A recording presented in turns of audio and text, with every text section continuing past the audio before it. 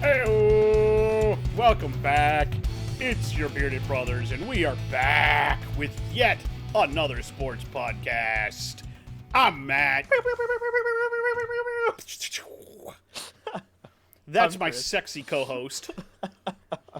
I'm Chris.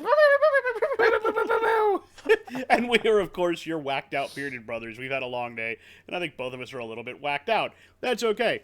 So we're going to try to do as normal a podcast as we can. We're not doing like a redraft, or we're not doing anything, like a full 32 team power rankings or anything. No. No. And we're not doing our look into the draft yet either. Some look into the draft, but we're not doing our picks for the draft yet. Yeah, no, we are not picking draft yet. We are not mocking. Today we are going to look at skill position players. Specifically, we are looking at quarterbacks, running backs, and wide receivers. And I limited the list that I have to potential first-round picks. I'm not going to look at all of them. I'm sorry. I'm not. No. I looked at mostly first-round picks, and I have a couple of QBs that I think high-round second picks. Yeah. I did that for all of them. I didn't do that for running backs. That's why my running back list has... actually, you know what? I didn't do that with the running backs, too. I think I only got like 3 running backs on my I have list. one. I know which one it is. Everybody should know which one it is. I did one because he's legitimately, I think, the only first-round talent running back. He probably is, but I put the other 2 in there because they're high seconds, and depending on how I didn't even know where they rank would go out. first. But I have 6 quarterbacks, and I have 4 wide receivers and a running back. Let me see. How many wide receivers do I have? 1, 2, 3, 4, 5, 6. I got 6 wide receivers. I have 4. One of them arguably might not need to be there because it's more like definitely a second-round pick. The other one that's like an iffy one is a high second that could go first. Yeah. I have 1, 2, 3, 4, 5, 6 QBs. One of which I'm not even going to mention because I don't even know he's on my list. So technically, I have 5 because I ruled him out earlier, and I even have like a big fat no with his name crossed out. I don't know why the fuck it's on here.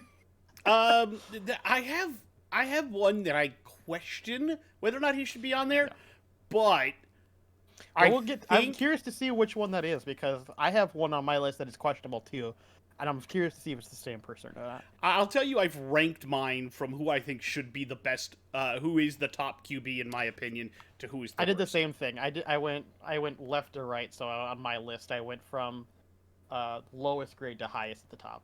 Got it. So you want to do them from like least to the best, yeah. Okay, you can do that. All right. But we are going to start with news. Mm-hmm. And we're also going to talk about potential trades that we're going to do for funsies later. 100%. Pointing at you. Point at you. All right. News time. All right. Let's start over in the NHL because Okay. holy... There's a lot of news that's been going on over there. Oh my god. It's almost too much to cover. You might just have to cover just the big stuff. That's what I'm going to cover. I'm going to cover the big trades.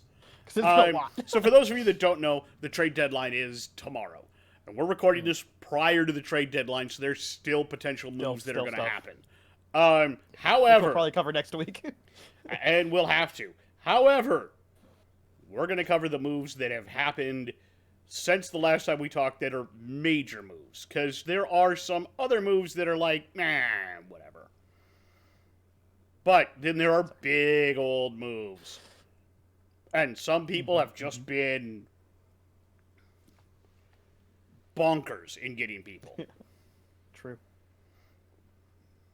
All right. So I think...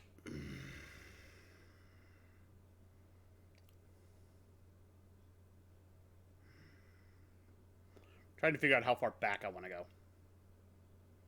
You know what? That's a big enough deal that I think we're going to start there. Yeah. We talked about Ryan O'Reilly, correct? I don't remember. Not gonna lie. If we didn't, that's where we're going to start. Because I know we talked about Tarasenko. Yes, that I do remember. Okay. Couple of days later, almost a week later, in fact, so we might just have missed it. Might have been, yeah. The Toronto Maple Leafs traded with the St. Louis Blues, and they traded away Mikhail Abramov, Adam Gaudette, a first-round pick, a third-round pick, and a second-round pick. And if I remember right, the first-round pick has a condition on it. They had to put this through the Minnesota Wild to help retain salary on Ryan O'Reilly. I remember hearing about that. Okay. Mm-hmm. Yeah. And we get a fourth-round pick from Toronto out of it. In return, the Maple Leafs get Ryan O'Reilly, Noel Acciari, and Josh Pillar from the Wild threw in Pillar. That's ridiculous. It's a pretty big trade. For Ryan O'Reilly. Yeah, I think that helps out. And I think the second or third night he was with Toronto, he had a hat trick in Boston. Or not Boston, Buffalo, who he used to play for. Oh, okay. So funny. Interesting trade. Don't know if I 100% agree with it, but it certainly seems like it's working out for him. So. Who? You don't agree with for which side? I think the Leafs ended up with a better end of the deal overall, but it still was a lot to give up. It was, but the Leafs, you'll find out in a bit here. So like, if I were to weight it, I'd put it like a 60-40, like, it was almost an even deal, but not quite, kind of thing, if you put it that way. Mm-hmm. When I get up there, you'll understand kind of more of what I mean when I say there's an arms race in the East, and the Leafs are going all in. That's fair. I agree with that. Okay, three-way trade. Boston, Washington, Minnesota. Gee, what a surprise. The Wild will wind up with a fifth-round pick from Boston. Picks, why not? The Capitals get forward Craig Smith, a first-round pick, a third-round pick, and a second-round pick. 2023, 2024, 2025. Okay. The Bruins get Dmitry Orlov and Garnet Hathaway, which just makes hate that. Huh? I hate that. It makes them more Bruin. I know, that's why I hate it. The Bruins are getting, and you're gonna hate what happened today. Then you're absolutely gonna despise what happened today. I hate the Bruins, dude. Yeah, but they got more Bruiny. I know. That's why I hate them. Let's see here.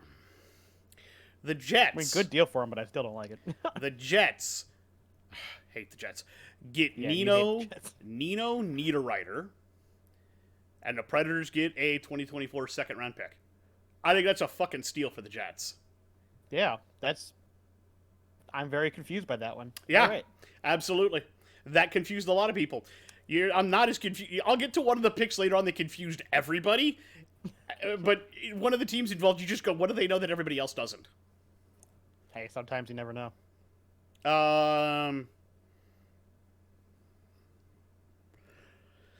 That's not that big. That's not that big. That's not that big.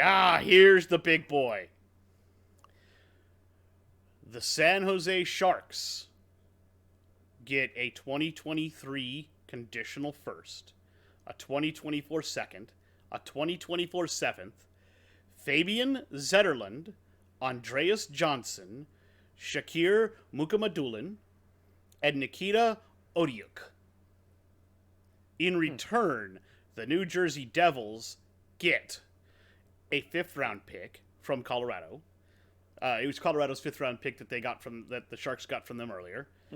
Goalie Zach Emond, forward Timur Abrigamov, defenseman Santeri Hataka, defenseman Scott Harrington, and forward Timo Meier.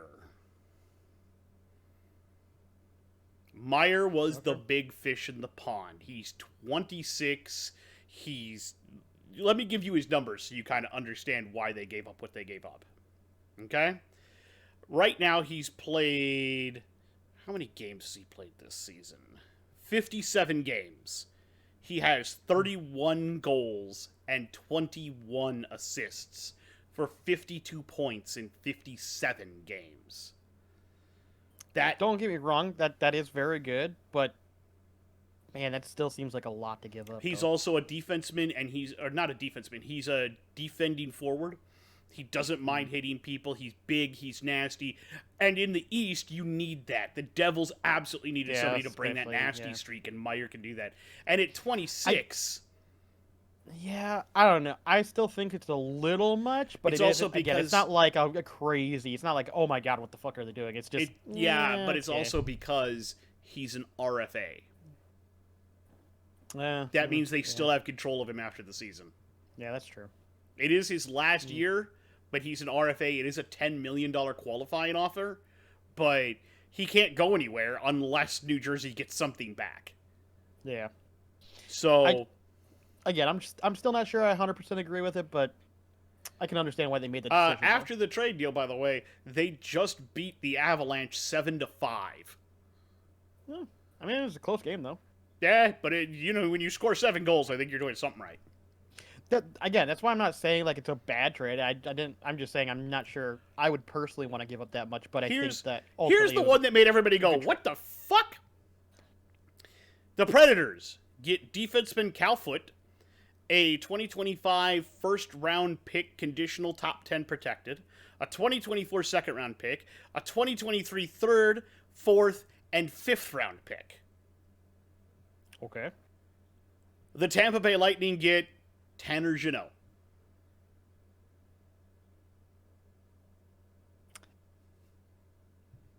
I have questions. Everybody did.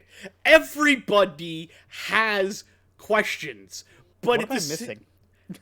That's what everybody said. What are we missing? But it's Tampa. And they how many cups have they won recently? They're ridiculous. They've been to... Maybe. But that's a lot to give up. They've won 3 cups, I think, recently, or 2 cups. They've been to 3 Stanley Cup finals in a row and won 2 of them. Or 4 Stanley Cup finals in a row and won 2 of them in a row. That still feels like a big oof. It feels like a big swing, but and nobody understands exactly what it is. Jeannot isn't horrible.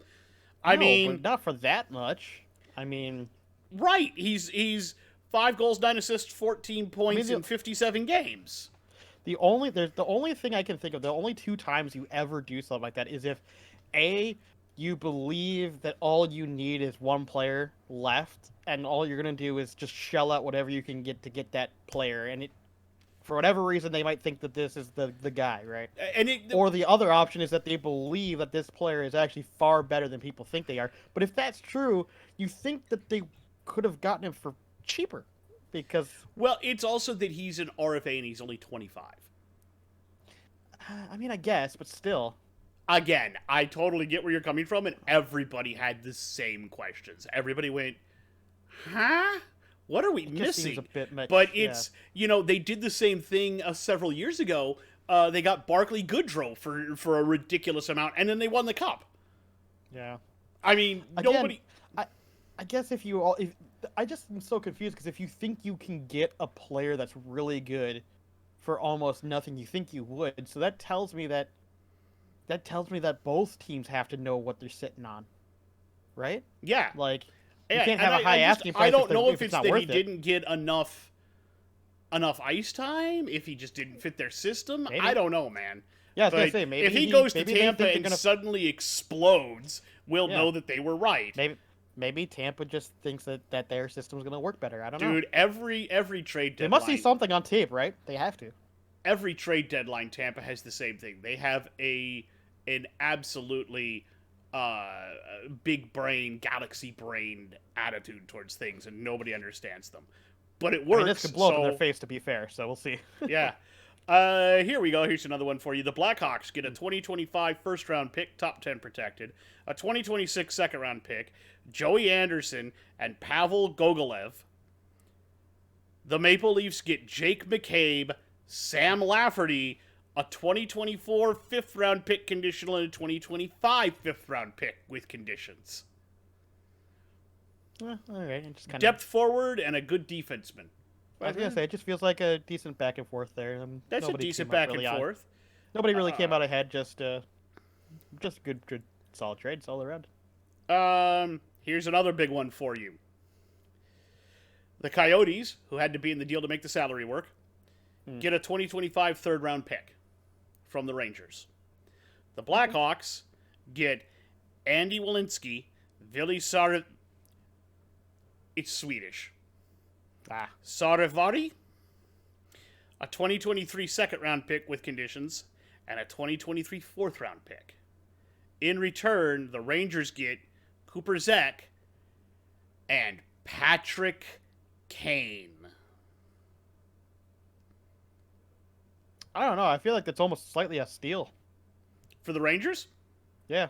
Yeah, considering they've I already think got that's slightly a steal for Tarasenko. them. I mean, Kane's having a down year, and he doesn't look as great, but it doesn't matter. I tell you what, you can put him on a the better team same with better system, I bet you he'll still be good. Dude, I would put him on the same line as, but like, their lines are stupid now, and I'd put him on the same line as Panarin, because those two are magic together. So, I think ultimately the Rangers come out on that. I mean, it's not like a crazy, like, way win, but I do think it's like kind of an under-the-rug steal on that one. Smaller trade.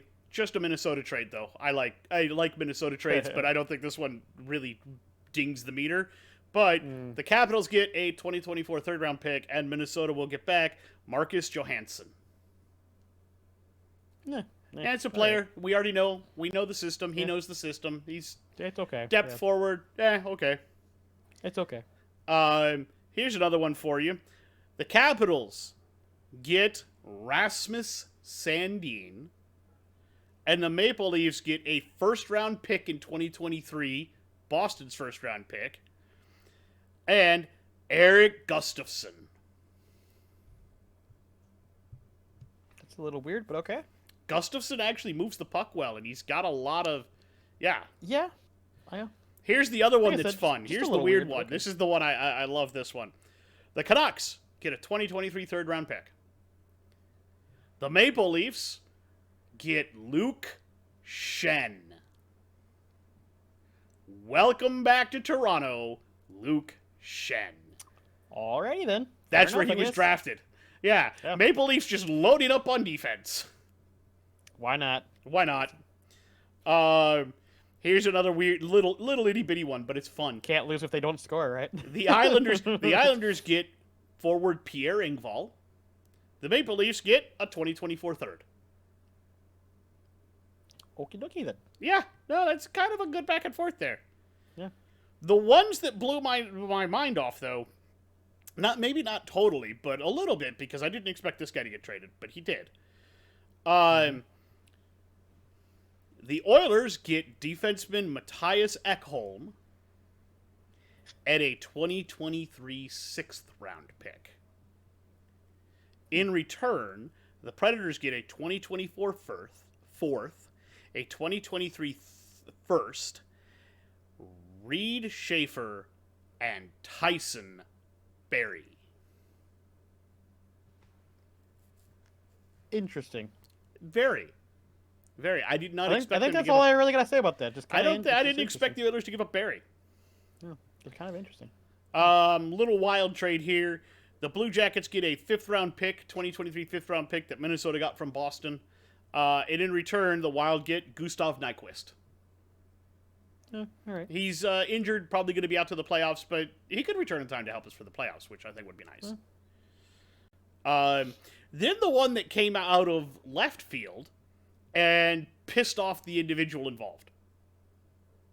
All right. The Kings. I must have missed this one. Oh, yeah. Oh, dude. The Kings get Vladislav Gravikov and Eunice Korpisalo. In return, Columbus gets a 2024 third, a 2023 conditional first, and Jonathan Quick. Quick was unhappy, to say the least.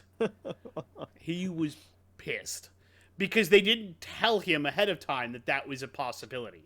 They don't have to be fair. No, they don't, but he won a Stanley Cup for you, and he's been he's got key parts. Andrei Kopitar and other parts of that team are like good friends with him, and you deserve, to me, I understand they don't have to, But if you want to run a team and you want to have a good culture and you want to have a place that free agents come to play, you need to tell people stuff. But in theory, that would be the best solution, obviously, and they probably should have made it clear. But it's also very possible that this came in as like a last minute for them, where they went, "Oh God, we it can kind maybe of get some." did because they were actually trying to get. It sounds similar to the deal that they were going to have in place for Chikrin, and the first and third is what Columbus wanted for Gravikov to begin with. So if you look at that, literally they just swapped goalies after that. Yeah. And they're having to take on that huge contract of Jonathan Quick. Yeah. So I think, like, logistically, it actually isn't a bad trade, but I can understand why, don't piss off your players. Yes. Maybe that's not a bad idea. The one that nobody understands. The Red Another Wings. There's a couple of these that nobody understands. The Red Wings get a 2023 first round pick from the it's an Islanders pick and it is conditional. A 2023 second, and the Canucks get a 2023 fourth round pick and defenseman Philip Hronek. What are you doing, Canucks? What are you doing? Giving away picks? They're doing what Canucks do. Yeah, Canucks are gonna Canuck. Yeah. All right. The Coyotes get a 2026 second-round pick, a 2024 second-round pick that belonged to Washington, a 2023 first-round pick, top 5 protected, and the Senators get Jacob Chikrin. The Senators fleeced the shit out of them.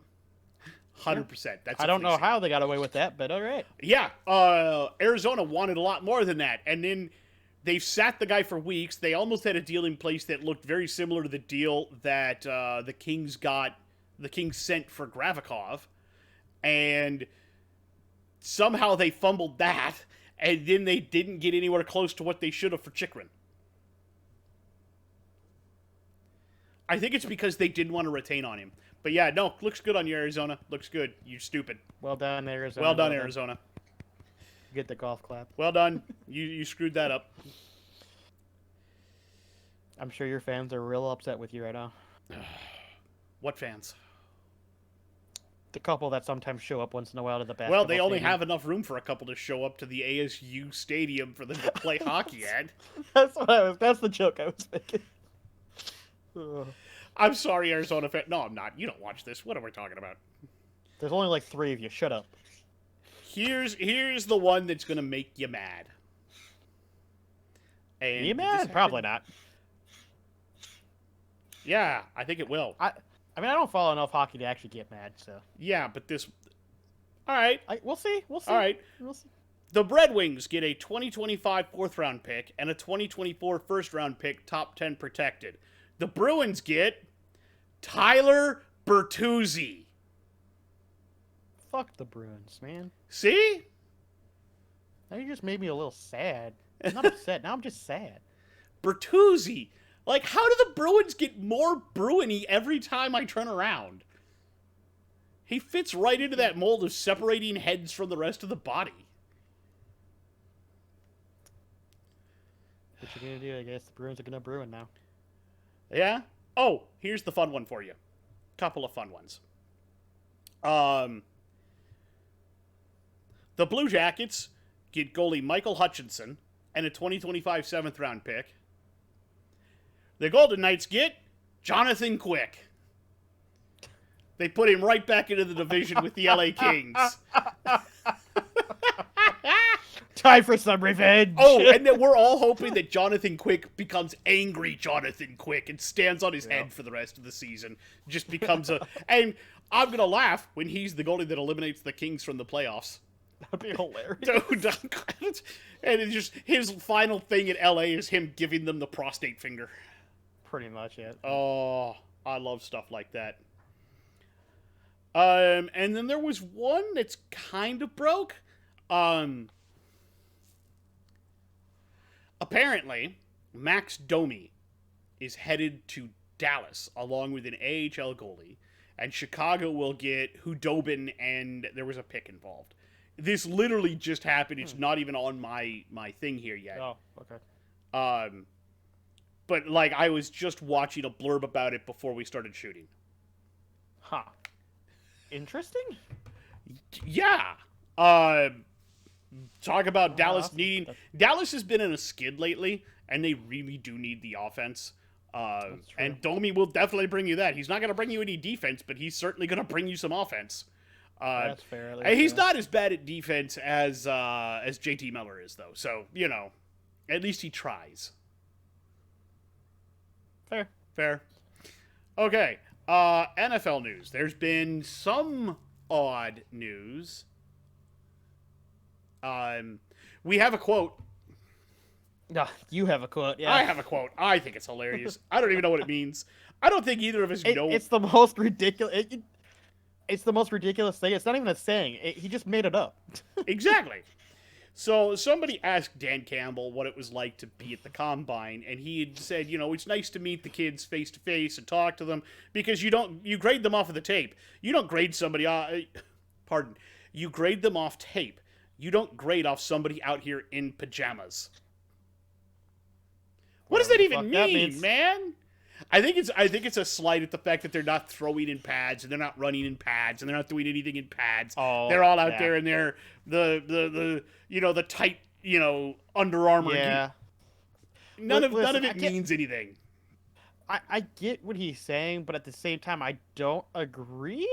Like, yeah, tape is gonna show more, but the combine is gonna show you that their high potential at the best, or potentially the best potential. Like, it's basically the idea that the combine is it's gonna give you it's gonna give you the numbers, but it's not just gonna give you the numbers. It's gonna give you best case situations. So if you want to see what a ceiling of a player is at right now, it's not a bad way to do it. Is it a perfect solution? No, but that's why you combine the combine with tape, my guy. Like that's the point. Yeah, but I get what he's trying to say, but I think he's just doing what Dan Campbell does, which is being Dan Campbell. Being Dan Campbell, and you gotta love Dan Campbell for that. And honestly, I'd expect nothing less from Dan Campbell. Alex Jones got signed on to become the quarterback's coach in Kansas City. I think he'll be not that Alex Jones. Not that Alex Jones, the good Alex. Not that one. Or no, pardon, not Alex Jones, Alex Smith. Exactly. That's why I was like, not that one. My bad. Alex Smith, Alex sorry. Jones is not the QB coach. No. That would be ridiculous and hilarious. Stop it! Your quarterback play is making the frogs gay!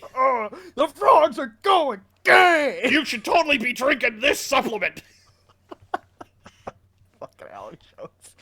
Yeah, no, Alex Smith is the quarterback Alex coach Smith, for the Kansas former City. quarterback for them, is now their Which quarterback. actually makes sense. Which does make apparently, sense. From what I've heard, is that apparently when he was even injured, he was very good at being a mentor to basically everybody. Yeah, so.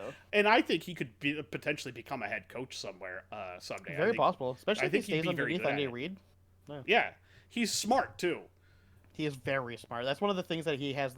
I think even coming out of college, when people were saying that his best trait is literally his football IQ. Welcome back. We had to go through a bunch of settings to try to make this look good, I suppose, is the proper terminology. Good.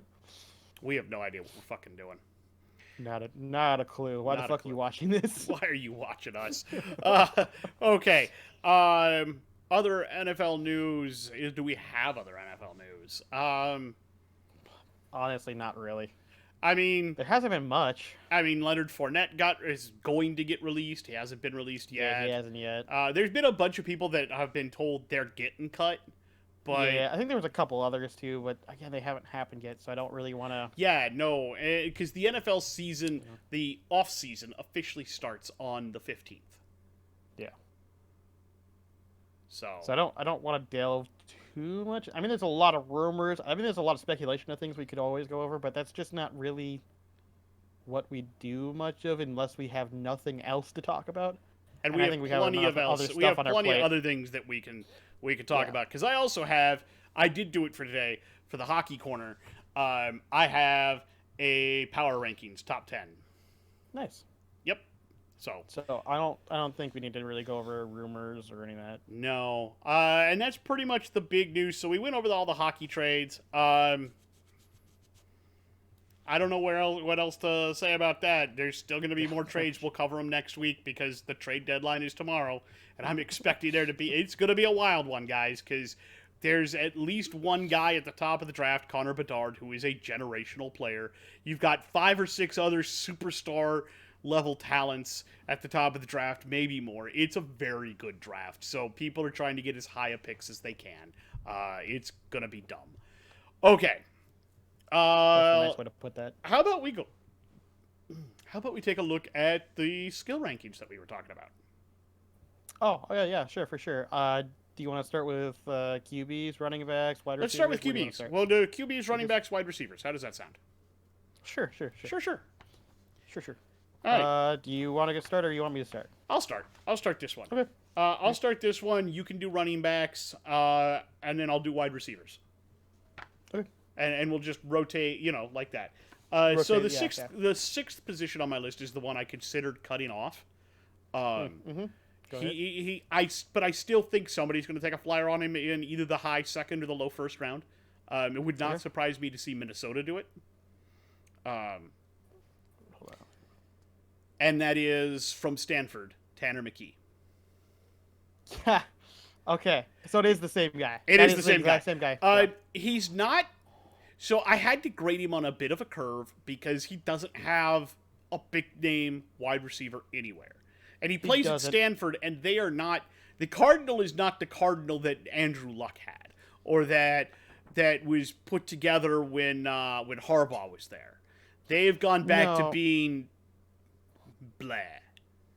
So I like Tanner McKee for certain reasons. Mostly he's a big QB, got a big strong arm, and he's got good accuracy, good deep ball. Like, there's a lot to like. The problems that I have with him though is he's a statue. He is a statue. He's not considered athletic. He's not considered a runner. I'll preface this. He does have good pocket awareness, but he's still a statue, though. He's still what we considered a old school tall QB. Yeah. And so what I literally wrote down was good deep ball. He's a pocket passer. Well, what I wrote down was good deep ball, calm under pressure, may need to work on his accuracy. He's a pocket passer through and through, and as much as I hope Minnesota doesn't actually take a chance on him, because that's my problem for what we currently have. Yeah, 100%. It's a statue in the pocket. All right. And that's my only issue with Tanner McKee, which I'm worried about for him slipping out of the first round, is simply due to the fact that he doesn't fit the mold of the current NFL teams. So, since we both had the same 6, then you don't think he's worth the time. Let's move to 5.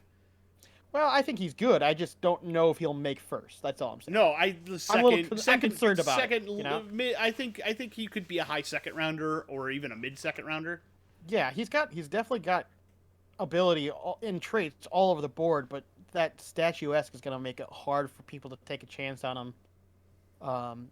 Especially when you look at Davis Mills, who was the guy that came out of Stanford ahead of him, who has more mobility and still hasn't had as much success. So it's concerning, right? Yeah. So I'll go ahead to number 5 then. I have on here from Tennessee, Hendon Hooker. Okay, I can understand it. I don't even have Hooker on my board. I don't think he'll go in the first round. I just don't. Like I said, I was looking also high second. And I don't somebody even think will he's take. Go second. Look, he makes all the throws. He was athletic as crap. The problem is he did tear his ACL, and I don't know how that's going to affect his draft stock.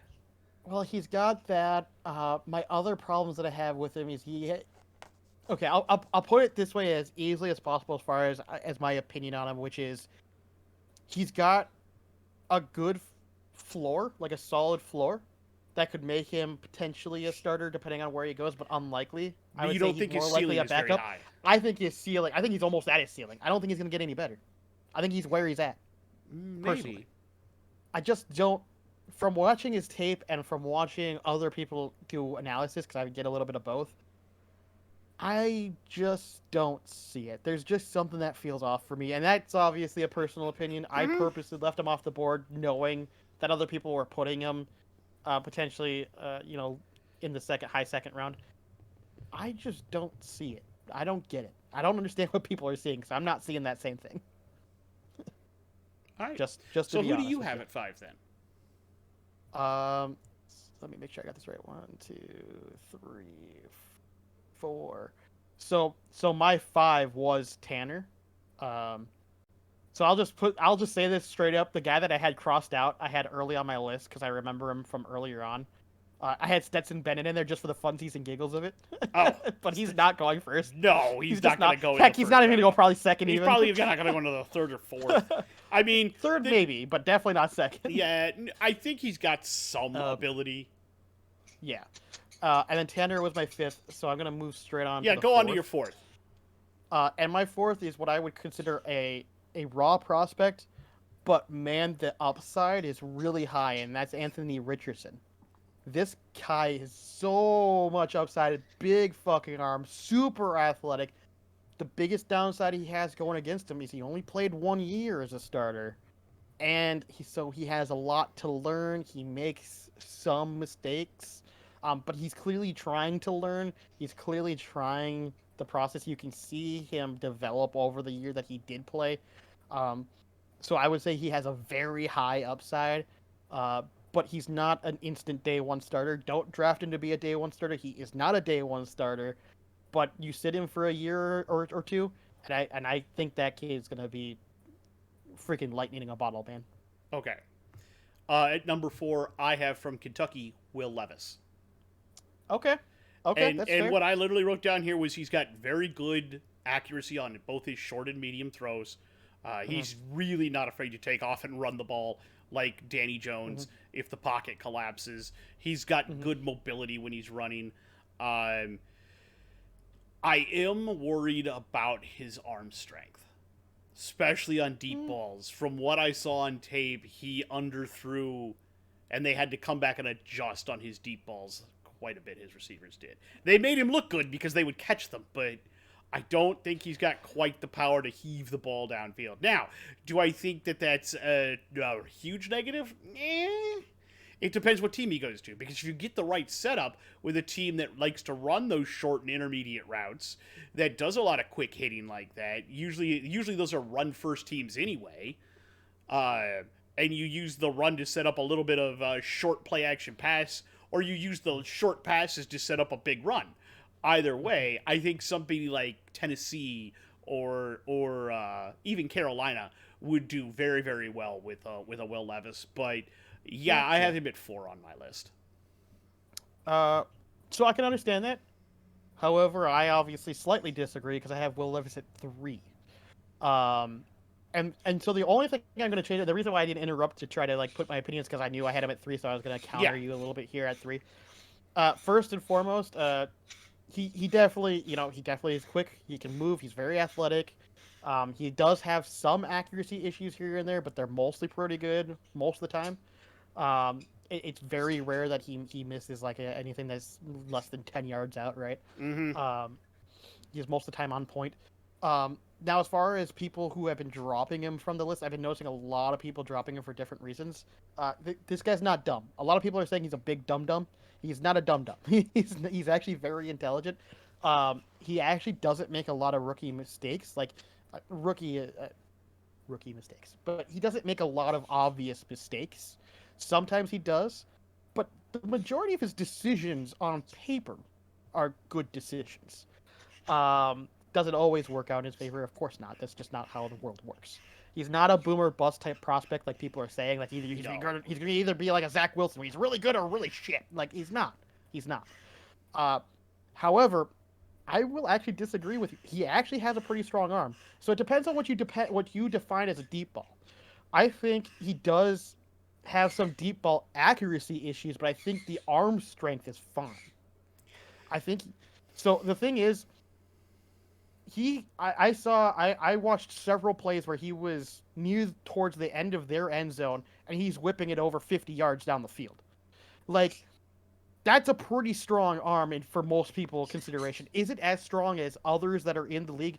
No, I'm not going to say that it is. Kirk Cousins has got a better deep ball. I'm not. He just does. But for majority of people, this would be considered a fairly strong arm. It's not top tank. It's not like a rank A, but it would be a rank B. Pretty See, strong arm.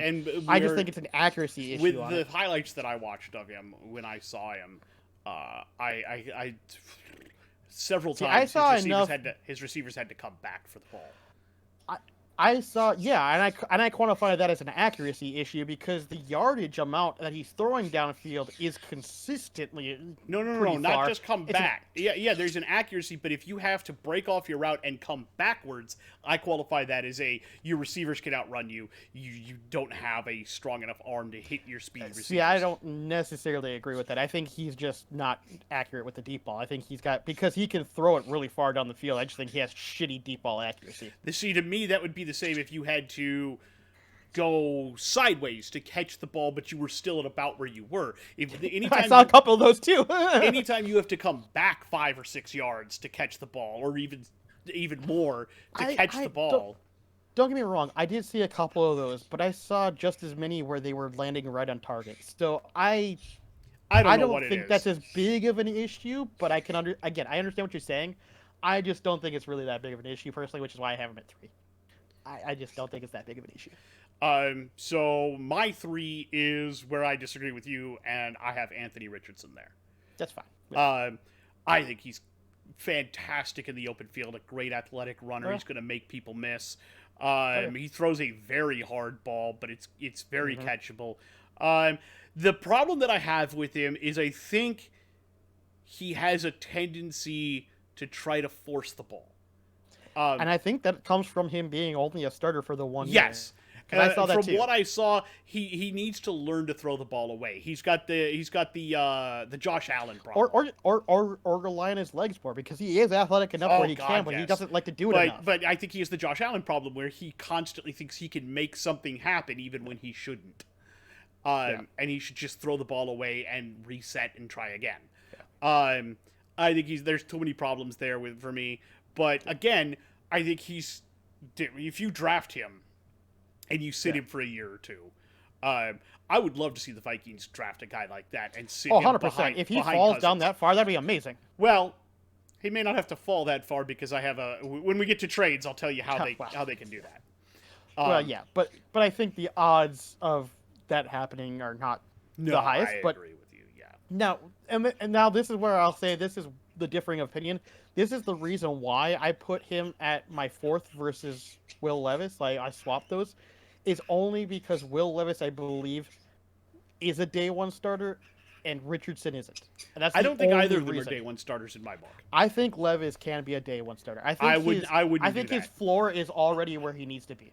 I wouldn't do that to him, but that's just. I'm not saying it's the best of options, but I would say that he's like a Kenny Pickett, right? Like, I think in my mind, I could see him starting and taking over for somebody else. He might be a year 1 starter, but I wouldn't start him day 1. I would have him start partway through the season, maybe. Depending on the situation of who he gets drafted to, I could see him being a day 1 starter and being successful at it. I think he would find more success sitting longer. I'm not going to disagree with that at all. But I think he has the ability to be a day 1 starter, if not just slightly rough doing so. Yeah. I think Richardson, you should sit Richardson at least 1 year. Yeah, Richardson, you should absolutely not, under any circumstances, play him even in the first year. No. Period. Unless you absolutely have to. All right, so who do you have at number 2? I mean, number 1 and 2 should be pretty obvious in my opinion, but some people have been disagreeing. I got C.J. Stroud at 2. C.J. Stroud is very good. Don't get me wrong. He's excellent, and literally the only note that I put on him was Jared Goff, but with wheels. Like, I think he's better than that, but no, that's why I said I would say current the Jared Goff that was expected when he got drafted. The big arm. Oh, you mean the year they went to the Super Bowl? Yeah. Okay. Basically, the Jared Goff of his height, right? Or even you could argue his resurgence that he's having with the Lions. he's that, but he's far more mobile. Mm-hmm. Makes good decisions, has a good arm, good accuracy, very capable. Day one probably starter, if not first year starter easily.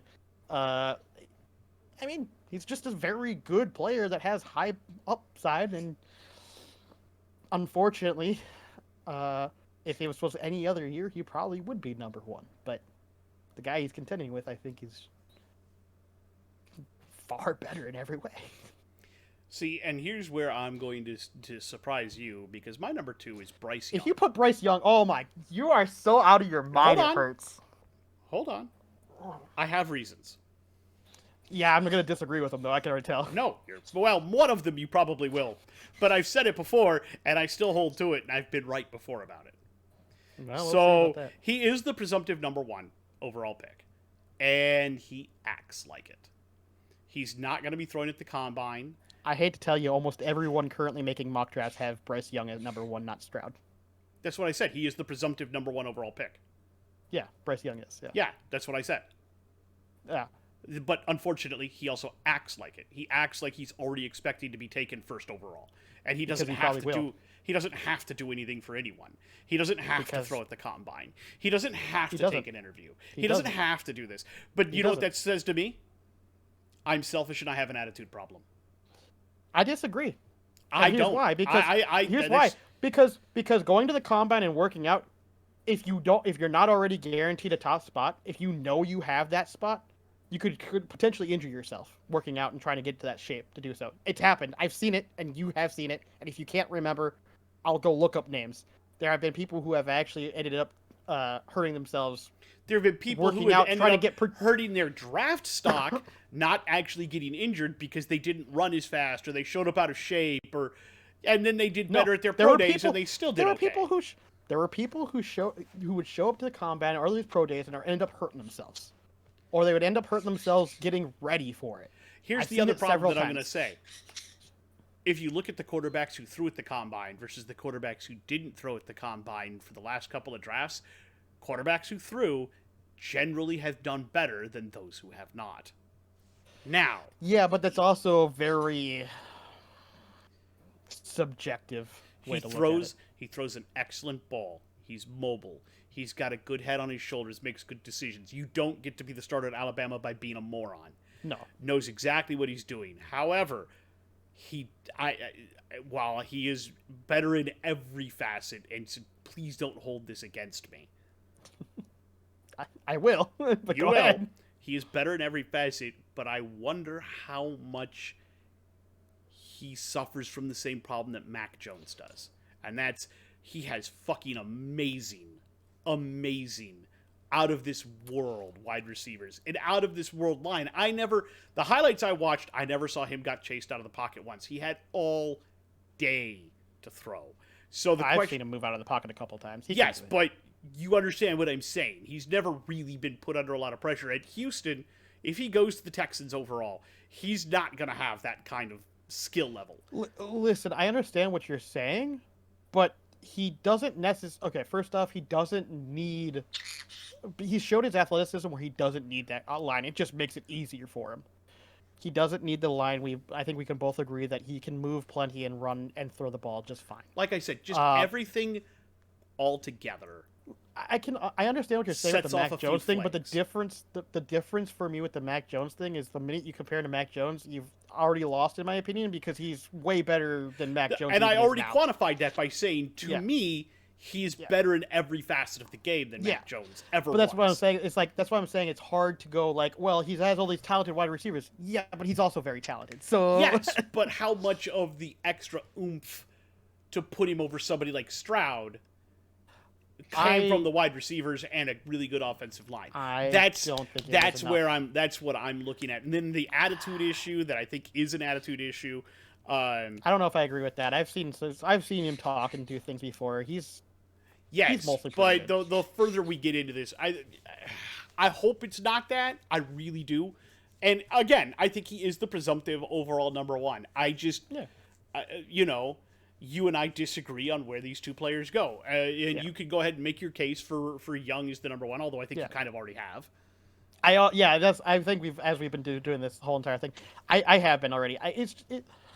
Listen, I think Bryce Young is absolutely a generational talent. I think he has so much skill and so much athleticism, and he's clearly worked very hard to get there. You don't just get there off of talent alone, obviously. But you add all of that hard work on top of already having good talent, and holy God. Yeah, and Uh, I didn't bring up his height because I don't think that's a non-issue to me. no, That's a non-factor. anyone who brings up his height as a way to knock him is just an idiot who doesn't Hey, watch all the I'm game. going to do is point at Russell Wilson. Exactly. Have a Like nice day.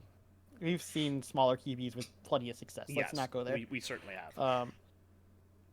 I'll put it this way: I see him being like a little brother to Mahomes in the way he plays, in the way he can play. Um, Now, as far as attitude, I understand what you're saying, but I don't think I see that as that big of an issue. I mean, if you play your attitude right, it can come across as either cocky or very confident. For example, Joe Burrow. Some of the things he says can come across as kind Yeah, of but cocky, but he plays with confidence as well that makes it work. and So I if you think can I back wonder up if the though, attitude, people will give you space. yeah, but So to go the other direction with that, you have both Zach Wilson and Josh Rosen. the difference with them, though, is they couldn't back it up. So if Bryce Young comes Exactly. out of the gate, backs it up, it'll be fine. Oh, If he I can't back agree it up, 100%. people will give him shit But for if it. he So, doesn't, then I was 100% justified. oh So yeah, that's I'll eat my that's the words razor's in that edge you case. walk on that. You know, yeah, So I'll eat my words if he ends up, I coming don't out of the think he's gate going to be looking like terrible. shit. I just think, Yeah. you know, I think he's going to be very, very, very, very good. I think he is perhaps generational, but I think C.J. Stroud is just, to me, smidgen bit, like, from what I saw on tape at least, Stroud got tested a little bit more, and he only had one supreme wide receiver with Jackson Smith and Jigba. That dude is. We'll get to him later. I mean, he's on my wide receiver list, but I don't know if he's as high as you got him. Apparently, I only have 4 wide receivers, so I think I have like 6. I only have 4. 2, 3, 4, 5. Yeah, I have 6. I have 4. So I guess we'll see. But he's still near the bottom of mine. He's near the bottom of mine, but I still think he's a really good wide receiver. I think No, he's definitely very good. We'll get there. That's the other thing we have to look at, like with Bryce Young, when you look at his like talented like his ability core and everything. Yeah, I mean they're good. Are they actually stars without him? I think that's another we'll question find to out ask. because I don't know that either of them are going into the draft. They're not.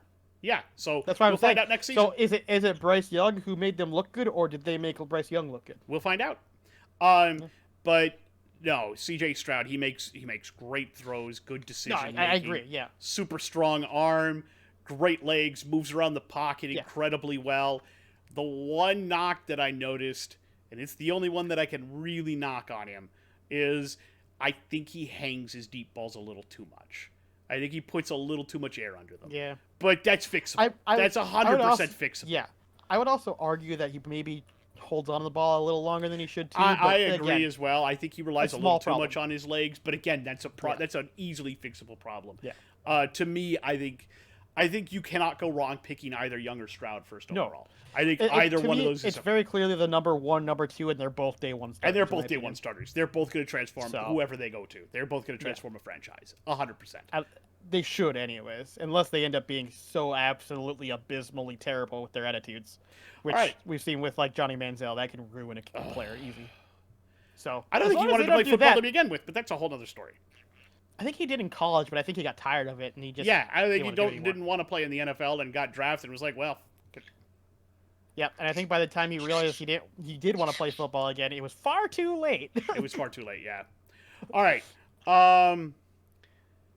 Go to running backs. You want to do 3 and 2 for you, and then we'll both talk about the first one because I know we both have the same number 1. Yeah, we both have the same number 1, and you don't have 3 and 2. So the very first one that I put on here is probably going to be a second round pick. But the reason why I'll put it on here is because I wanted to give him sort of, I guess both of these guys I wanted to give kind of like honorary mentions because I think they have talents that could push them into the first, depending on the teams that try to draft them.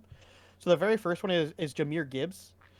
He is a smaller running back, but he's smaller in the way that he's similar size to Cook.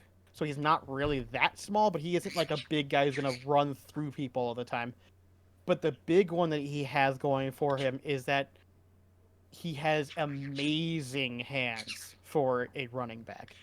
And because of that, depending on the team that's looking for that kind of player, the Vikings, I think it would be very, very beneficial to have somebody who can not only run the ball pretty well, but can also really catch the ball very well. Oh, I would be literally his last season he dropped one pass. Yeah, I would be ecstatic if we wound up with a guy like that. So, while I still think he goes second, I think he's still very good. The second one is Blake Corum. He's very similar size to Maurice Jones-Drew. He's stocky, a little shorter, but he's got a low center of gravity. He's just gonna fucking plow through you. That's what he does. He's hard to take down. He's very strong, and again, depending on the type of team, that could fit plenty of different types of teams, different types of offenses. And then obviously we come to our number one, where we both Bijan Robinson. I mean, literally, my note is, what can't he do? Yeah, no, literally, I have shifty runner, good at the second level. He's got great speed once he gets there, good balance, decent hands out of the backfield, blocks well. Like, this is the total package running back. This is everything that you want in a running back and nothing you don't. The dude is amazing. Yeah. Like, I saw somebody basically say Bijan is literally an NFL Madden created character. Yeah. And honestly, he could go as high as, in my opinion, he could go as high as third overall. I don't think depending on the team, he could, but I don't think he'll go there. But no, I don't. But he's definitely in the first 10, no question. He should be, but there aren't that many teams that need a running back in the first 10. So he might fall just because there aren't teams that need the running back. That's until you true, really but get just down because to they don't need it doesn't mean somebody might not just try to pick him up anyway. Tampa, Minnesota, and Dallas. Mm-hmm. Dallas could be the surprise to grab him. Which, if they're trying, because Pollard got hurt, they'd have to trade up probably for it. If Pollard got hurt, and they're done with Zeke, this is a dude coming out of UT. Talk about marketing, and that's what Jerry Jones is all about. Oh, yeah. I think it'd be now, granted, they'd have to trade up for him. Probably, but I don't think Jones would be averse to that. No. It would be a good move for them. I really hope they don't, but... I do, too, because I hate Dallas. I would much rather see the Vikings trade up for him, but I doubt that'll happen either. They'll more like pick him if he ends up falling into their lap. Yeah. All right. So you have two wide receivers. I don't, apparently. So let's get through your first two picks, and then we'll get to four with me. So my number 6 pick, he's probably only going to be a mid-second, but I think he's very speedy. He's very quick. Jalen Hyatt. My problem with Jalen Hyatt, my biggest problem that I have with him is he's got press coverage issues. He literally gets pushed around. He's super small. He gets literally pushed around everywhere. But man, if he manages to get past his defender, the guy is lightning. He's very fast and he catches very well. Unfortunately, this does concern me when it comes to also contested catches, because if he deals with press coverage poorly, I'm worried about contested catches too. But overall, I think depending on how the receivers go in the draft, he could sneak in the first, but I really doubt it. It's probably more likely a second round. And then the other one that I have is very similar to Hyatt, but I think a little bit better, which is Josh Downs. Okay. Very reliable. Very reliable. He's not going to be your first down. He's not going to be your first wide receiver. He just isn't. But he's a very solid second. He doesn't drop passes. He's got very good hands. He's got good route running. He's just very small. All right. So at number 4, I have from Boston College, Zay Flowers. Sam. Things I saw about him. Fantastic receiver. He plays very well, adjusts to badly thrown balls, knows how to move himself around, and he's strong enough to drag cornerbacks after the catch. I watched him on one play. He drugged 2 guys into the end zone with him. And just put him on it. I'm not stopping. Yeah, he's a strong dude. I think he's going to be great. I wonder if he would go higher if he played at a more notable place where he had better numbers. But Maybe. I think my biggest issues with him is that I think he has some issues with contested catches. Mm-hmm. Um, but outside of that, if he can figure out how to work on his game for that, I think he'll be a good pickup for anybody. I 100% agree. I think he's fantastic. I think he's a great receiver, and I think he could be a very good pickup for somebody. So, since we've had the same one there, and we both kind of agree on that, number 3, I have Jackson Smith and Jigba. Same. I'll bet you our number 2s and 1s are the same then, too. Probably. So, what I wrote down, good receiver, athletic, and good at making a catch in traffic. He does have the problem of he doesn't like contact. He doesn't. He does have contact issues, but if he works on that, he'll be okay. And I literally put in my notes. I like to also compare players to other players at times. This dude just reeks of Amon-Ra St. Brown to me. Oh, yeah. He's going to be a really good slot receiver Oh, yeah. if he can deal with those contested catches. He'll be amazing. He could be easily top 3 slot receivers. No question. Number 2, Jordan Addison out of USC. Yep. Yep. He shows the ability and the speed to go deep. He's got good craftiness and route running to catch short and medium balls and turn them into something, or catch a screen and turn it into something, slip through a hole, and suddenly there he goes. Watched him run some reverses and some wide receiver screens at USC, and it's just the ability he has to find daylight where there isn't any and make something out of nothing is going to serve him very, very, very well. Yep. Yeah. Yep. Literally my notes on him is just he's not perfect, but incredibly solid, which more or less refers to he's going to be a good pickup. He doesn't have a lot of downsides. He's got a pretty decent ceiling. I got nothing else really to say about it. And of course, He's a good player. Of course, number 1 out of TCU, Quentin Johnston. Yeah. Look, good, very big-bodied receiver, great Oh, yeah. speed, that has no problem. Some of the craziest acceleration I've seen from a big dude. Oh yeah, but he also my doesn't God. shy away from contact. He has no problems No. hitting you back. He shows No. the ability to make tacklers miss after the catch, and he adjusts in midair to the ball. He does. Now, here's the one knock. The only knock I have on Quentin is we don't really see him ever go for contested catches. Like, It's ever. because Not there's like nobody he- that can contest with him, but Actually, there have been a couple where he's gotten in some fights and has attempted, and I think I don't remember how many attempts it was. I think he's only won one contested catch of his season. Which I don't know. But he's listen, I'm not saying it's a bad metric because if you can more often than not even have to worry about being contested, it's not a big deal. But it'll be interesting to see him have to play against other corners who can be just as fast as he can and who are going to be more aggressive than the people he's played against, and see him attempt to adjust to that contested catching. I think he won't have an issue, but I think there will be a slight curve to him having to learn how to contest those catches a little bit more. just so that next week we're going to do cornerbacks. There are no safeties to do, so don't bother.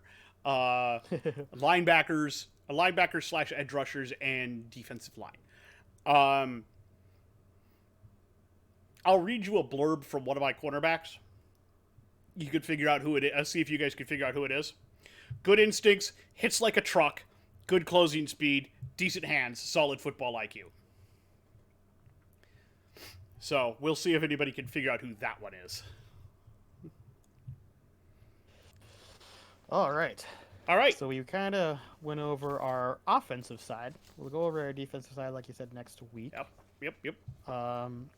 I think we already kind of have an idea of who we're preferring in the draft. I think most people probably would agree with us, or at least understand where we're coming from on these. I think a lot of people would look at these and go, "No, that sounds about right." Yeah. So I'm kind of interested to see what happens with that when we get finally to our mock draft and after we see some more combine and pro day 100%. stuff. I'm very curious. But I think we're okay with that, and I think we can move on to our fun little segment of Trade proposals. potential trades. Yeah, So, potential trades that you would can just be go fun to first. see. Okay. Now hear me out on this.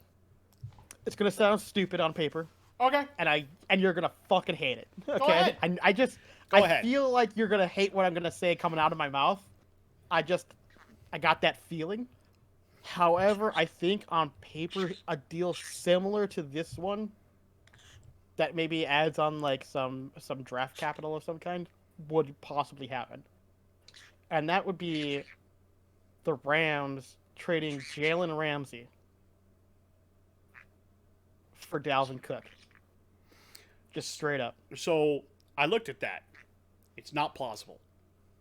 I disagree. Jalen Ramsey is right now at $25 million. If they trade him, they'll only have a 5.6 cap. For Cook, he's at $14.1 million. Mm-mm. They save $5.6 million against the cap. No, the Rams would actually. Hold on, let me double check that, because I'm pretty sure it said. And now I'm reading something different. Why is this changing?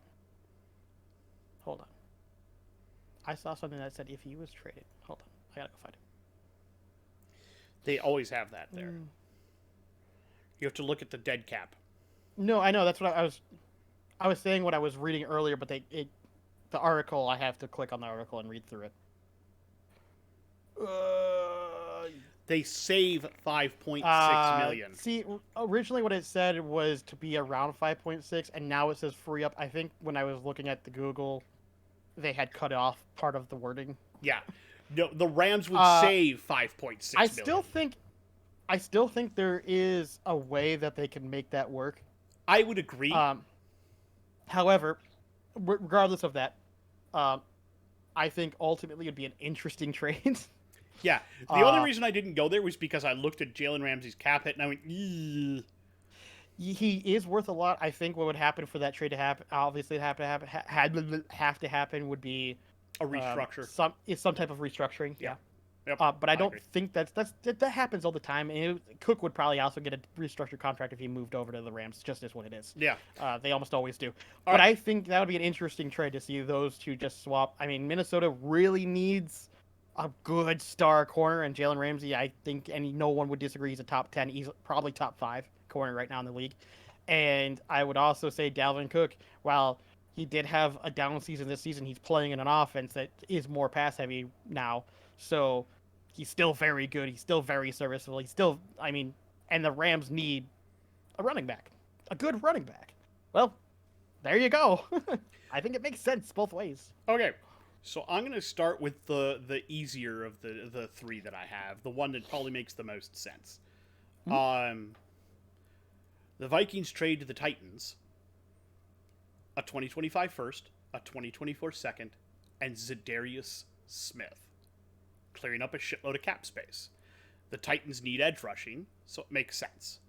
In return, the Vikings will get the Titans' 2023 first round pick, which is pretty high. So now you eliminate the need for that corner because you can draft a really good one like Joey Porter Jr. or something up that high. I can understand that. I think the odds of the Titans moving off of their first for that, I'm not sure I'm not sure that would be enough for them to move, but maybe it would. I'm just not convinced that would be a good move on their part. It'd be good for Vikings. Absolutely. Minnesota would be great. I don't know if that would be enough for the Titans, but I could see a similar trade where maybe you something could else add gets in added a couple on. of extra picks or something. Yeah. Somewhere. I just was trying to could see preserve as much of our draft capital this season as I could. Yeah, no, I understand that. I could see something like that happening. It's not a bad trade. Not my favorite, but I could see something. That's like why that I went with it first, is because it's not whacked out and wild. It's like, that's a sensible deal-ish. You could probably add a few pieces here and around there and get something similar out of it. Yeah. Yeah. Okay, so my next one is, I would say mid-tier crazy. Go But ahead. it's not really. It's mid-tier crazy, but it's not really that crazy. It's mid-tier crazy to me, but maybe it's really not that crazy. Depends on how you look at it. So, the Bears trade the number 1 overall pick to the Indianapolis Colts for their first round pick, Jonathan Taylor, and a future second. I have something similar. Let me hit And you with mine. Okay, go ahead. I was gonna say the only reason I was going with that is because the Bears really need a running backs, and Jonathan Taylor being an MVP who's coming off of a down season, they might be to get him for pretty good, and then force the Colts to give you I went a different a direction second with round. it, though. I went a Yeah, different direction but you can with see it. what I'm saying, though. You can Yes, see what I'm I went saying. a different direction with it. I gave the Colts the Bears' first overall pick, and in Okay, we return, actually agreed on that. they get the Colts' first overall pick. They get Yeah. the Colts' second round pick this year, and then they Yep. get a second rounder in 2024. And instead of Jonathan Taylor, I used Stephon Gilmore because they could also use a cornerback, and I think the Colts could more likely give up Stephon Gilmore than Jonathan Taylor. Just personally You're speaking, probably right. However, I think there's still a way that the Bears can fleece for Jonathan Taylor. I still think it could work. potentially yes, but I don't know that that happens because I don't know that the Colts want to move off of him at all. I don't know that No, there's any probably real- not. Yeah, But that's why I was for trying a to keep number mine at now, least. now the only reason I said that there's a potential here for it is simply due to the fact that the Colts really need a QB, and they might be willing to move off of Jonathan Taylor to get a generational talent in Bryce Young, because then you have Maybe. your future. Then you have your because then you have a QB who can throw, and you have your running game who can run through your QB. And if you don't have a very good running backs behind you, and if you're worried about that, you can still pick up some in free agency, such as like Fournette who's a decent running back for fairly cheap. See, you have a totally different view of Fournette than I do. I thought he was I'm not. I thought he was the bee's knees coming out of fucking college, and then he just hasn't lived up to where I thought he should be. He won a Super Bowl with Tampa. He looked good doing it. Okay. Tom Brady won the Super Bowl with Tampa. Leonard Fournette I hate to was tell a you, but Fournette secondary looked piece. amazing that season. If it wasn't Fournette, remember who they had at the. Okay, put it this way: remember who the Tampa had as their running back, and then remember Fournette coming in and literally taking the job. Like, if it wasn't for Fournette, they would have had a much harder time that season, easily. Because I think they brought him in to replace somebody who got injured, if I remember right. And I think he came in partway through the season. Let me see here. He played 13 games. He started 3 of them. Mm-hmm. He had 367 yards rushing and 6 touchdowns. Yeah. Yeah, that's Are we it. talking about last year or the year before? That's the Super Bowl year. Yeah. And Yeah. remember, okay. The year before, he ran for 1,152 yards for Jacksonville.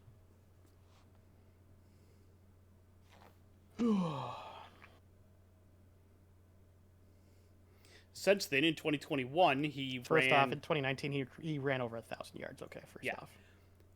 In the following year, he ran 812 yards, and last season he ran 462. So here's what I'm going to say.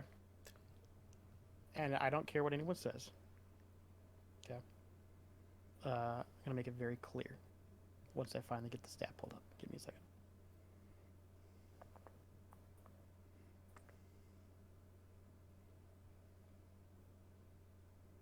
Ooh.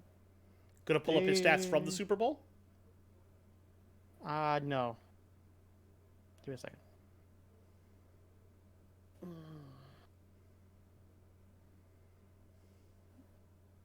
There's 2020, 2021.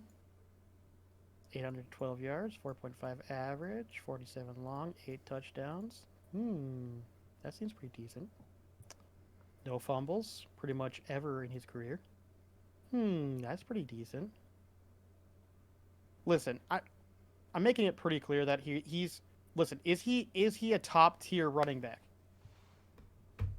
Debatable, probably not. Not anymore. I don't think he ever really was. But here's what I will say about him is that he is a solid running back. He's hard to take down. He tends to get fairly decent averages recently, a little less so. But he's a 3-down back. That's what he is. He's a 3-down back. I don't care what anyone says. I mean, Yeah, but I don't just think he's not your. Yeah, no, that would be a significant downgrade from Taylor. I didn't say it was gonna be. I said you put that in tandem, along with running your running plays through Bryce Young, and that makes up your running game. To me though, I think that's a that lot to easily put on makes up Bryce for it. Young. He can do it. That's what he does. Nah. Anyway, the point is, I just don't think that I would get rid of Taylor. I would get rid of Gilmore before Taylor, but I understand where you're coming from as well. I think it would take a lot more than just the Bears' first overall pick. I think you'd have to add more to get Jonathan Taylor. Anyway, we can debate that some other time, but that's just my viewpoint on it. The last one I have is whacked out to the extreme, and there's no way it happens. Absolutely none. Not in any side of hell. Also, his postseason for that Super Bowl run was actually really good too. By the way, he had like 89 yards in the Super Bowl itself, so he wasn't bad. 89 yards. He had 300 yards in the postseason. By himself, 300 yards postseason. That's the entire postseason. Oh well, that was his entire season then. No, the entire postseason, just the playoffs. Anyway, 300 yards just in playoffs. Point that I'm making: this last trade is whacked out. But both you and I would love to see it happen.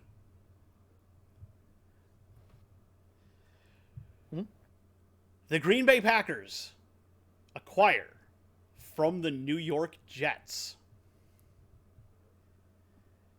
C.J. Mosley, a 2023 first, a 2023 second, a 2024 second, a 2024 third, a 2025 first, and a 2025 second for Aaron Rodgers. You basically just threw all the draft capital at him. Yeah, to pick up Aaron Rodgers. Impossible. No, it's never going to happen. I think the problem was, in order to get him, the draft machine I was using made me do something stupid like that. And I was like, there is no way they would ever pay that much for fucking Aaron Rodgers. No, they won't. Aaron Rodgers, I think instead of some draft picks, you'd end up giving up some players and then some draft picks. Yeah. I could see it being like a first, a second, a future first, I think there's going to be a couple of players involved in that, but yes. Be a couple players, a first round, possibly two, and probably 2 seconds, something like that, probably. Something like that. That's a lot more comparable. Yeah, that's a lot more likely. The thing I was using wouldn't allow me to use more than one player, though, so.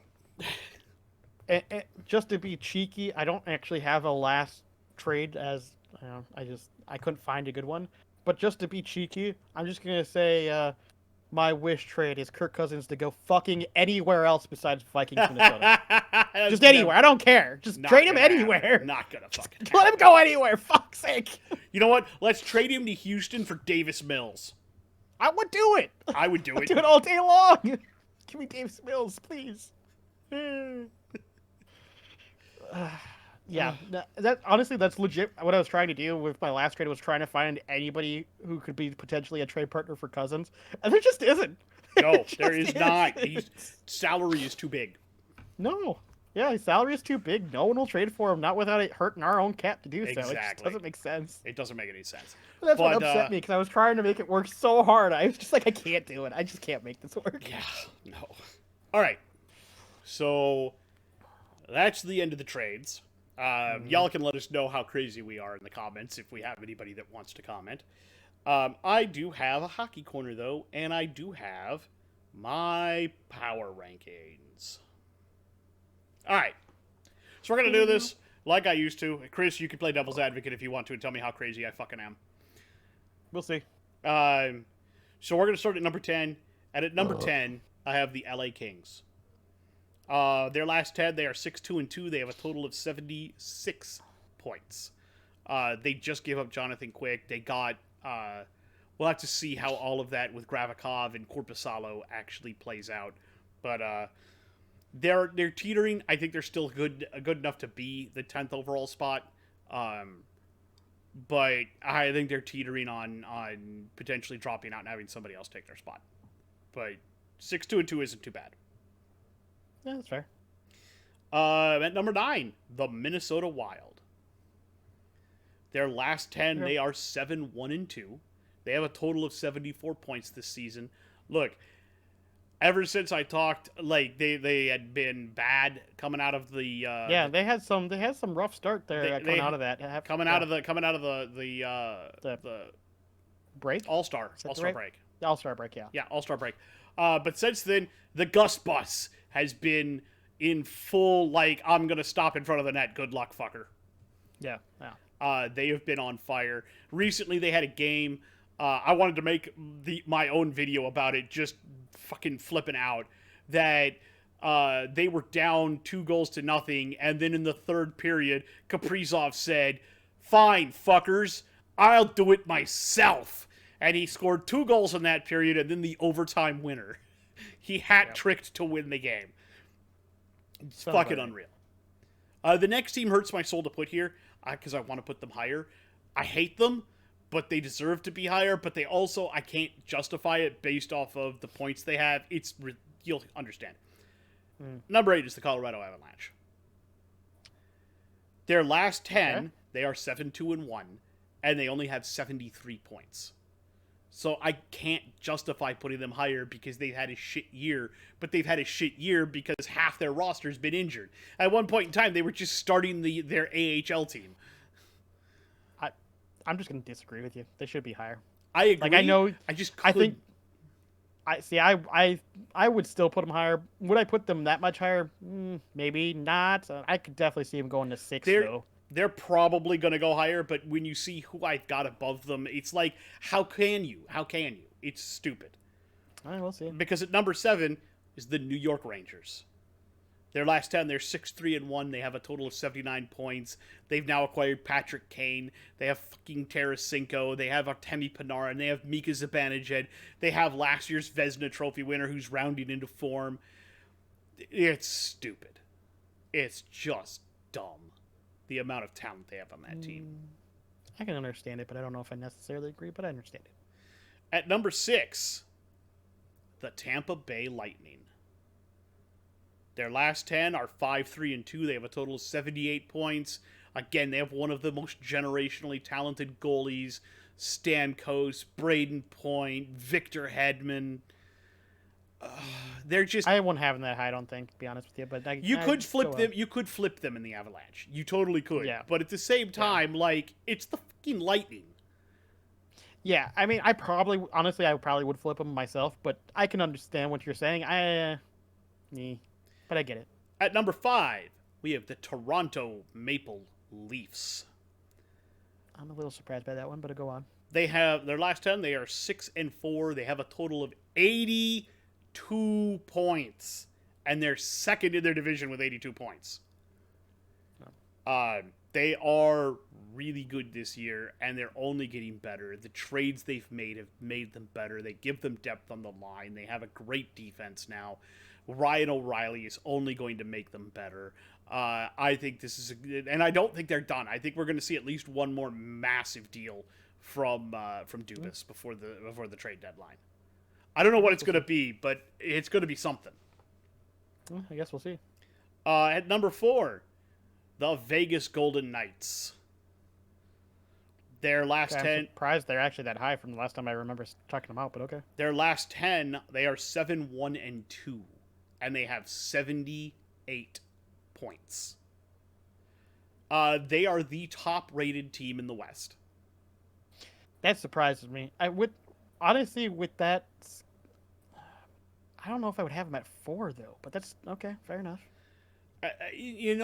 They're a top Western team. They are. They are. I'm not going to disagree with that, but they just haven't been looking like the Knights of what a year Actually, or two they've ago. been getting better. Recently, Okay.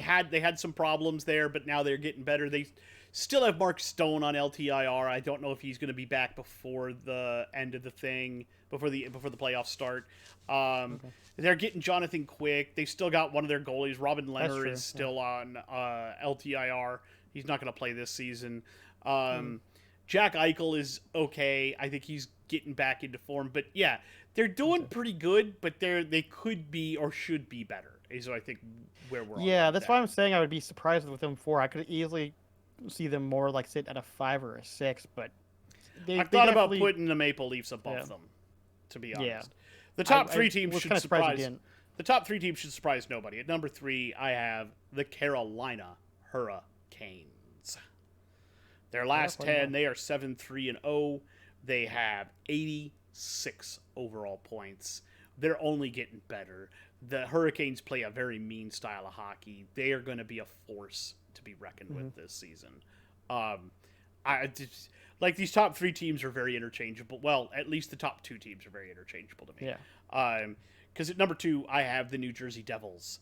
In their last 10, they are 7-2-1, and they have 85 points. Just based off of records alone, the Hurricanes and the Devils can flip-flop all they want. You could literally consider them 2A and 2B.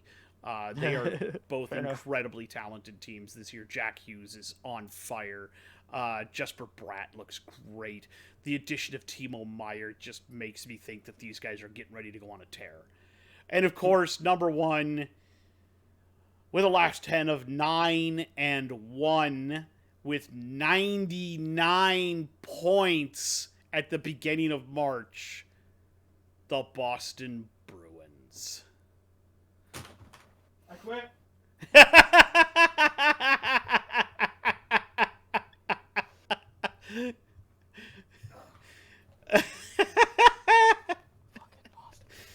You can be as mad as you want about that. I'm damn mad about it. But you moved them out of that damn number 1 spot. I don't care what you say. But legitimately, you cannot think that they're 9-1 in their last 10. Fuck the Bruins. And then now they've got Bertuzzi, and they've got it's just the Bruins got more Bruiny, and it's just like, so right now they do have Taylor Hall is on LTIR. He's injured with a legit lower body injury. I think they have another guy who's on IR right now. But I think this is they're going to make a cup run this year. You can hate them all you want, but it's going to happen. I do. I hate their guts. I hope they lose in the during the fucking run.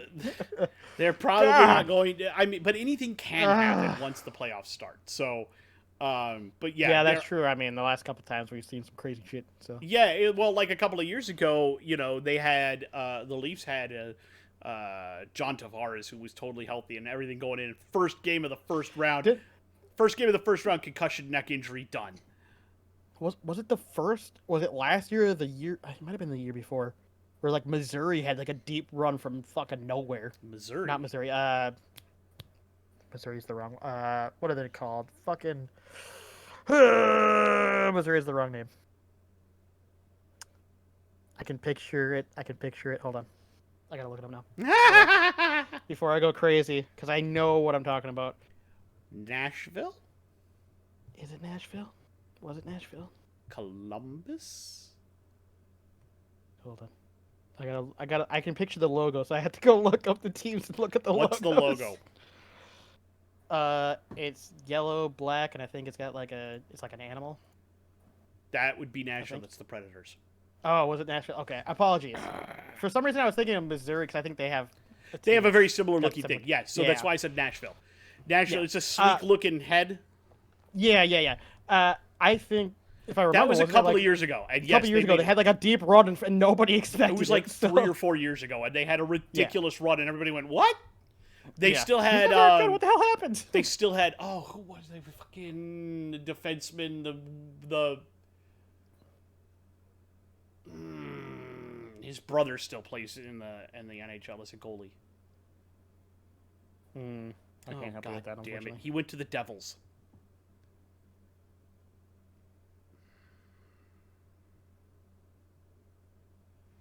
I know who I'm talking about. I just can't remember. He's retired now. He was.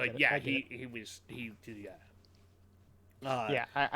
he helped take them. He was the Shea Weber for him. He used to play in Montreal, and the Preds traded Shea Weber for him. Weren't they only like one round away from making it to the Cup? I think so. Like yeah, and they got beat. Yeah, but no, I think they did make it to the Cup that year, and they got beat in the finals. Yeah, I think so. Yeah, they would have gotten beat by the. Yeah. No, they didn't. No, they didn't play the Avalanche in the finals. The Avalanche played. I thought it was like the. No. I thought they played I thought they played the Leafs. Hold on. Unless I'm getting that wrong. No, the Leafs haven't been to a Cup final in forever, dude. The Avalanche played the Lightning last year. Actually, it could have been the Lightning from the last couple of years ago too. So I think the Lightning made it a couple of years ago too. 'Cause I'm pretty sure that the year that the Predators went on that big run, I think the Avalanche ended up winning the cup, if I remember right. Yeah. It would be the 2016-17 season. Mm. They That were can't be 41-29, and they lost in the Stanley Cup Finals. That can't be the one I'm thinking of, because that was too far back. They were 8th in the West. That's too far back. I might have remembered that one, but I think that's further back than I'm thinking of. Because I was working at... Hold on.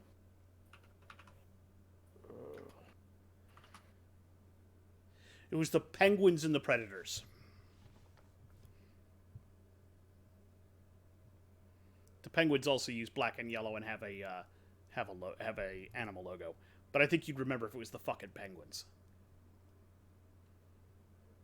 No, I don't think it was the Penguins. But yeah, they've had a couple of weird ones.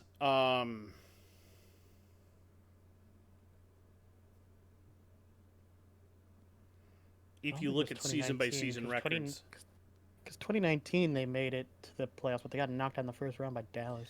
yeah, you're looking. You could also think 19 and 20. They had the qualifier loss. Yeah, they haven't made a really deep run since that 16-17 season. Yeah, it's possible that I'm mistaking it for a different team too. It's possible, knowing you.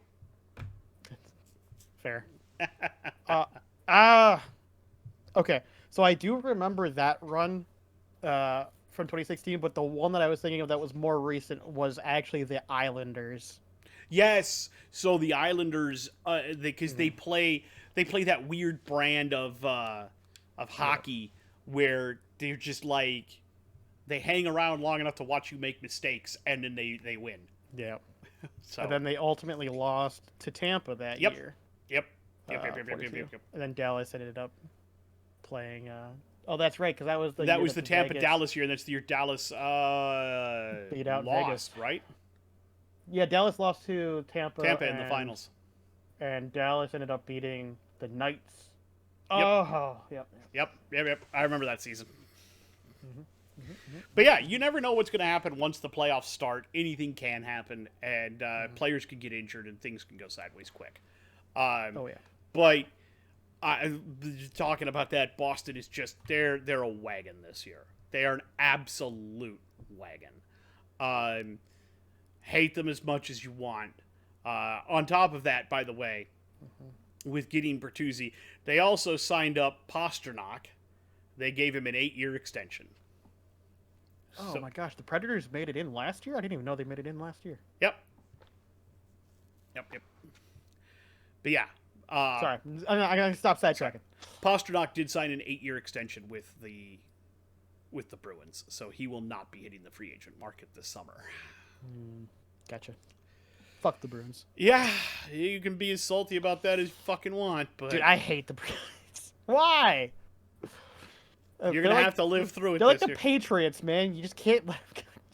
All of their sports teams are like that. They're all like you just hate them all, man. You're either from Boston or you hate them. Like, see, I'm that way about most of the New York teams. Yeah, that's true.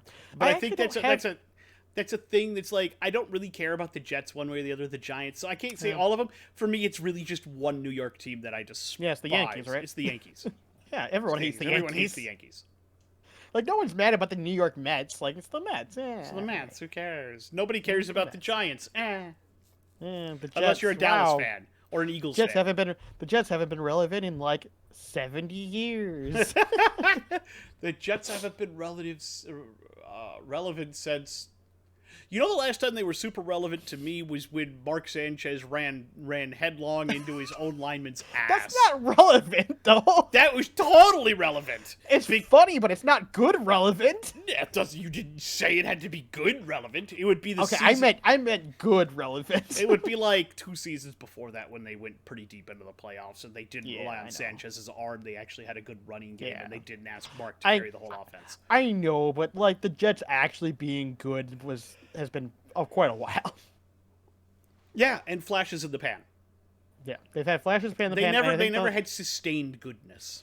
The only time they had sustained goodness was like when the league fucking started with the Super Bowl, basically. Yeah. And then they had that's Super when Bowl they had, 3 when they had Joe Namath. Yeah, when they had Namath, everything was great, and then it fell apart, and that's been forever ago. Oh, I guess they also did okay with Cunningham for a while too. So, yeah, they had Randall Cunningham, right? Am I going crazy? That was the Eagles. Oh, was that the Eagles? Yeah.